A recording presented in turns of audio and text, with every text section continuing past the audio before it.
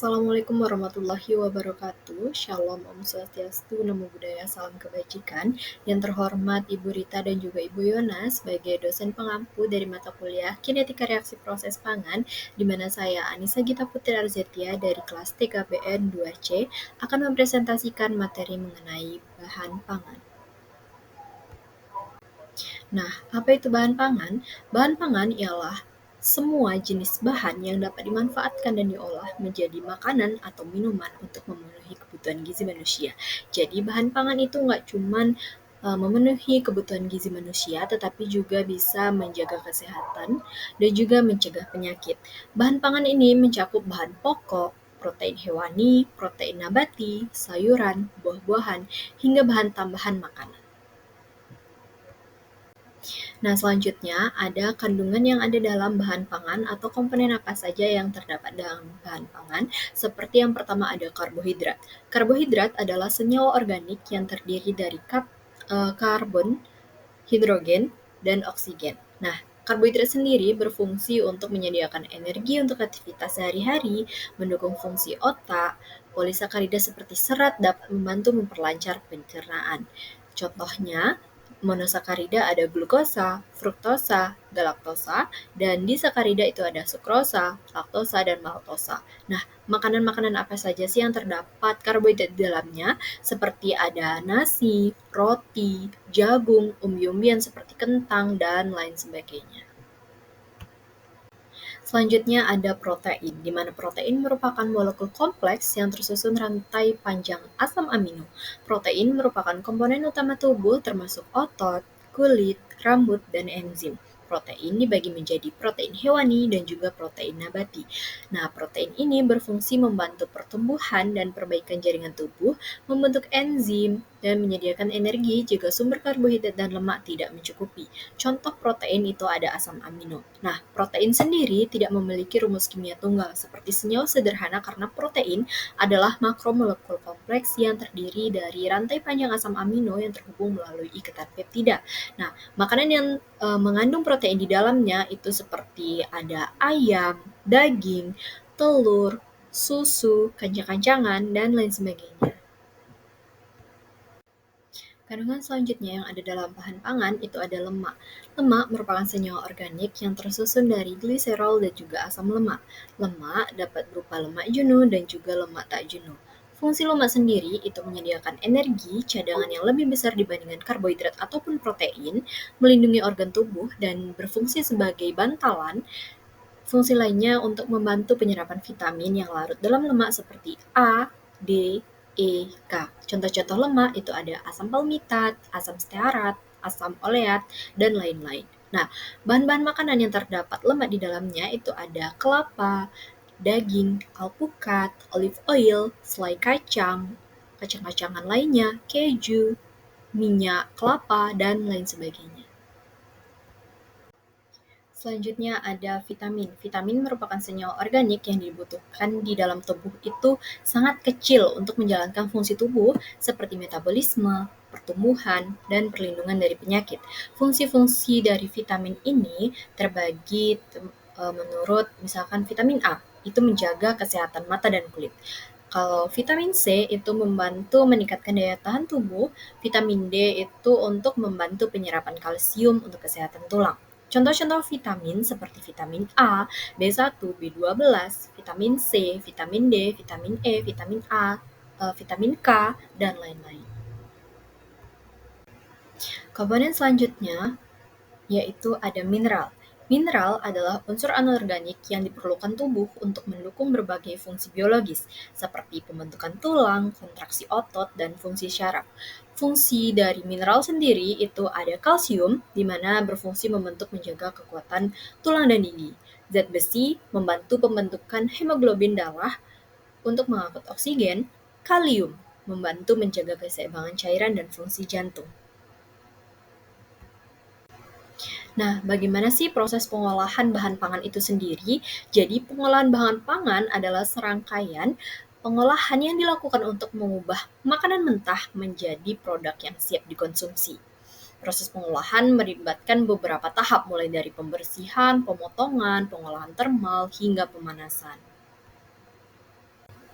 Nah, berikut terdapat beberapa proses pengolahan bahan pangan yang dikumpulkan menurut beberapa metode. Yang pertama ada pemanasan.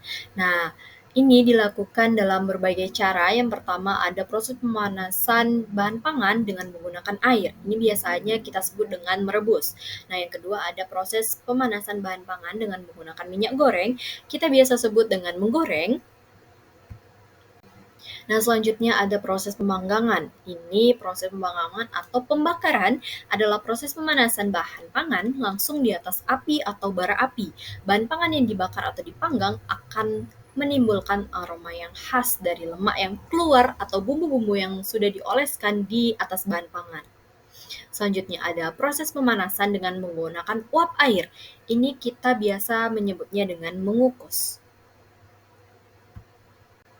Metode pengolahan bahan pangan yang selanjutnya itu ada dengan pengurangan kadar air dalam bahan panganan. Ini biasanya dengan cara pengeringan ataupun dengan pengentalan. Nah, proses pengeringan bahan pangan menggunakan bantuan sinar matahari bisa ataupun menggunakan alat seperti oven. Nah, dengan bantuan sinar matahari kita biasa sebut dengan penjemuran seperti kita menjemur ikan asin, seperti kita menjemur kerupuk, dan lain-lain. Nah, kalau menggunakan oven itu ketika kita membuat mie kering ataupun juga bisa membuat biskuit. Metode selanjutnya ada pendinginan dan pembengkuan. Ini ditunjukkan untuk memperpanjang umur simpan, bukan untuk mengubah bahan menjadi produk siap jadi. Misalnya pada suhu rendah, itu pertumbuhan bakteri dan juga mikroorganisme itu akan terhambat sehingga makanan akan lebih awet. Nah, proses ini banyak digunakan untuk menyimpan ikan segar, es krim, sayur-sayuran, atau bahan pangan lainnya.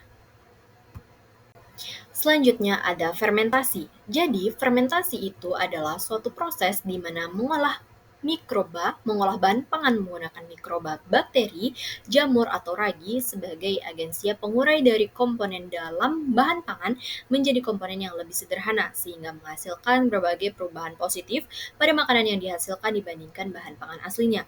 Proses fermentasi ini bertujuan untuk mengawetkan, meningkatkan kandungan, dan meningkatkan aroma serta rasa makanan.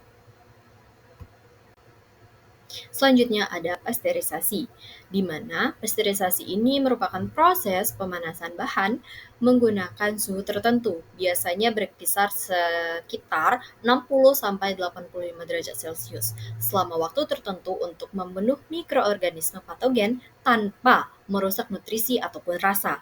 Nah, prosesnya ini, bahan pangan dipanaskan hingga suhu tertentu. Setelah dipanaskan, bahan segera didinginkan untuk mempertahankan kualitasnya. Nah, tujuannya ini untuk membunuh mikroorganisme patogen yang berbahaya, memperpanjang umur simpan tanpa mengubah rasa dan juga tekstur. Contoh-contoh bahan pangan yang diolah menggunakan pasteurisasi ini ada jus buah segar, minuman probiotik, dan susu pasteurisasi. Yang terakhir ada kristalisasi, di mana proses ini merupakan proses pembentukan kristal dari bahan yang larut atau larutan cair melalui penguapan ataupun pendinginan. Proses ini seperti larutan jenuh, biasanya gula atau garam, dipanaskan hingga air menguap.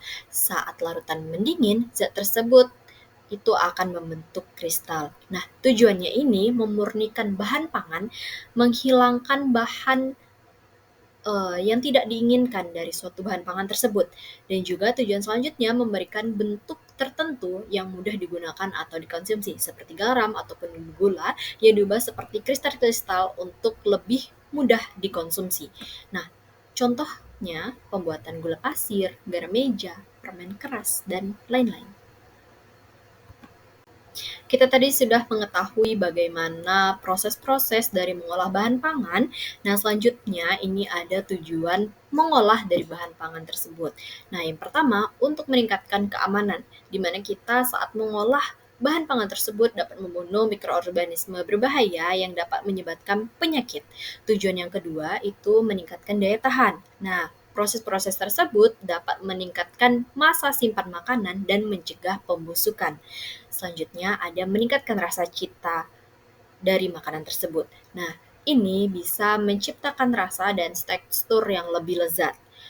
Yang terakhir ada meningkatkan nilai gizi. Nah, dari proses-proses mengolah bahan pangan tersebut dapat membuat makanan lebih mudah dicerna dan dapat mudah untuk menyerap nutrisi. Nah, dari pengolahan bahan pangan tersebut, terdapat perubahan-perubahan yang terjadi dalam bahan pangan. Seperti yang pertama ada perubahan kimia, seperti komposisi kimianya berubah, pemecahan protein ataupun karbohidrat, itu contohnya. Yang kedua ada perubahan mikrobiologis. Nah, jumlah dan jenis mikroorganisme dalam bahan pangan itu berubah, baik positif ataupun negatifnya. Selanjutnya ada perubahan fisik seperti bentuk, ukuran, tekstur, warna, dan lain-lain. Nah, ada perubahan organoleptik seperti aroma, rasa, tekstur makanan dapat berubah seiring diolahnya makanan tersebut dengan beberapa metode yang sudah disebutkan tadi. Apa saja sih faktor-faktor yang dapat mempengaruhi kinetika reaksi kimia yang terjadi dalam bahan pangan? Faktor yang pertama adalah suhu, di mana suhu merupakan salah satu faktor utama yang mempengaruhi kinetika proses karena hubungan suhu dengan energi kinetik partikel. Nah, efek untuk bahan pangannya sendiri itu menyebabkan peningkatan suhu dapat mempercepat reaksi kimia dan biokimia seperti denaturasi protein, gelatinasi pati, dan karamelisasi gula. Yang kedua, ada suhu tinggi dapat mempercepat kerusakan makanan seperti degradasi vitamin dan juga lemak. Jadi, pemilihan suhu yang tepat untuk bagaimana kita mengolah makanan harus diperhatikan supaya tidak merusak nilai gizi yang ada dalam pangan. Yang selanjutnya itu ada pendinginan atau pembekuan dapat memperlambat pertumbuhan mikroba dan juga aktivitas enzim sehingga dapat memperpanjang umur simpan bahan pangan. Nah, contoh kasusnya ini ada pasteurisasi susu menggunakan suhu tinggi untuk membunuh mikroba. Nah, suhu tersebut sudah dipilih untuk bisa membunuh mikroba-mikroba yang berbahaya saja dalam susu, tetapi tidak mengurangi nutrisi yang ada dalam susu. Faktor selanjutnya ada pH atau tingkat keasaman ataupun tingkat kebasaan. Nah, pH sendiri ini menunjukkan seberapa asam atau seberapa basa dari bahan pangan tersebut yang mana mempengaruhi stabilitas bahan pangan. Selanjutnya ada kadar air, di mana kadar air itu merupakan jumlah air yang terkandung dalam bahan pangan. Nah, kadar air yang tinggi dalam bahan pangan itu dapat menumbuhkan mikroorganisme seperti bakteri, ragi, sehingga mempercepat pembusukan. Contohnya, misalkan buah segar dapat cepat rusak karena kadar air yang tinggi. Nah, selanjutnya ada kadar air yang rendah. Ini dapat menghambat proses aktivitas mikroorganisme, dapat mempanjang umur simpan bahan pangan. Seperti makanan kering seperti kerupuk ataupun susu bubuk dapat bertahan dengan jangka waktu yang tertentu. Nah, pengolahan untuk mengurangi kadar air itu seperti pengeringan dan juga penguapan yang bisa menurunkan kadar air sehingga aktivitas air menurun dan umur simpan bahan pangan itu meningkat. Selanjutnya ada konsentrasi, di mana konsentrasi zat terlarut mempengaruhi reaksi kimia, mikrobiologi, dan juga sifat fisik bahan pangan. Nah, pengaruh pada reaksi kimia ini, konsentrasi yang tinggi gula atau garam misalkan dapat mempercepat atau menghambat reaksi tertentu. Contoh reaksi Maillard lebih efektif pada konsentrasi tinggi gula dan juga protein. Nah, efek pengawetan. Konsentrasi tinggi gula seperti pada selai atau garam seperti pada ikan asin dapat menghambat pertumbuhan mikroorganisme dengan menurunkan aktivitas air. Nah, efek pada rasa. Konsentrasi mempengaruhi persepsi rasa. Misalkan kadar gula yang tinggi dapat meningkatkan rasa manis, sedangkan kadar garam yang tinggi menonjolkan rasa asin yang berlebih pada bahan pangan. Selanjutnya ada katalis. Nah, katalis ini mempercepat proses reaksi tanpa habis beraksi. Dalam bahan pangan, katalis yang sering digunakan itu berupa enzim ataupun logam. Seperti protase itu memecah protein menjadi asam amino, amilase itu memecah pati menjadi gula, lipase memecah lemak menjadi asam lemak, logam sebagai katalis ini seperti besi dan juga tembaga dapat mempercepat proses oksidasi dalam bahan pangan. Nah, bagaimana sih proses mekanisme dari reaksi heterogen pada katalis padat? Ini merupakan proses di mana reaktan terabsorpsi pada permukaan katalis padat, kemudian bereaksi untuk menghasilkan suatu produk.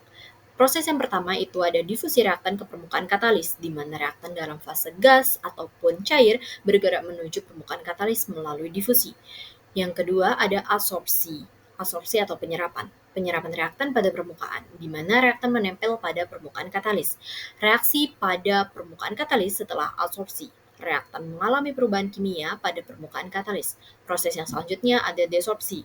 Desorpsi produk dari permukaan katalis, di mana produk reaksi melepaskan diri dari permukaan katalis melalui proses desorpsi. Yang tahap selanjutnya ada difusi produk ke medium, di mana produk meninggalkan permukaan katalis. Selanjutnya ada mekanisme reaksi enzim, di mana mekanisme ini merupakan proses pembentukan kompleks enzim substrat (ES) untuk mempercepat reaksi kimia. Enzim bekerja dengan meningkatkan molekul reaktan sehingga proses pemutusan dan pembentukan ikatan kimia menjadi lebih mudah. Berikut adalah tahap dalam mekanisme reaksi enzim. Yang pertama, ada pengikatan substrat pada enzim. Substrat atau molekul reaktan berinteraksi dengan enzim pada situs aktif, yaitu daerah spesifik pada enzim yang memiliki struktur dan sifat kimia yang sesuai untuk mengikat substrat. Itu tadi proses pengikatan substrat pada enzim. Yang selanjutnya ada pembentukan kompleks enzim substrat, di mana setelah substrat terikat, kompleks enzim substrat terbentuk. Enzim menstabilkan substrat dalam posisi yang optimal untuk bereaksi, mengurangi energi aktivasi. Substrat memungkinkan mengalami perubahan struktur, misalnya pemutusan ataupun pembentukan ikatan. Proses selanjutnya ada reaksi kimia, di mana substrat diubah menjadi produk melalui reaksi kimia yang spesifik, yang berlangsung pada situs aktif. Reaksi ini dapat melibatkan pemutusan ikatan pada substrat dan pembentukan ikatan baru untuk menghasilkan produk. Selanjutnya ada pelepasan produk, di mana setelah reaksi selesai, produk yang terbentuk dilepaskan dari situs aktif enzim. Produk biasanya memiliki afinitas rendah terhadap situs aktif, sehingga mudah lepas. Dan tahap yang terakhir itu regenerasi enzim. Setelah produk dilepaskan, enzim kembali ke bentuk aslinya dan siap untuk mengkatalisis reaksi-reaksi berikutnya. Enzim tidak berubah secara permanen dalam reaksi. Satu molekul enzim dapat mengkatalisis banyak reaksi. Berikut adalah contoh katalis enzim seperti enzim hidrolase, hidroreduktase, enzim transferase, enzim ligase, enzim isomerisasi, enzim liase, dan lain-lain sebagainya. Itu merupakan contoh dari katalis enzim. Baik, itu tadi merupakan presentasi dari saya mengenai topik tema kita, yaitu bahan pangan. Tadi sudah dibahas mengenai apa itu bahan pangan, apa saja kandungan-kandungan yang ada dalam bahan pangan, bagaimana sih mengolah bahan pangan, kinetika reaksi pada bahan pangan, apa saja faktor-faktor yang mempengaruhinya, lalu ada apa sih perubahan yang terjadi ketika kita mengolah bahan pangan, bagaimana mekanisme kinerja enzim dalam mengolah bahan pangan. Terima kasih atas perhatiannya, kurang lebih mohon maaf. Saya akhiri wabillahi taufiq walhidayah. Wassalamualaikum warahmatullahi wabarakatuh.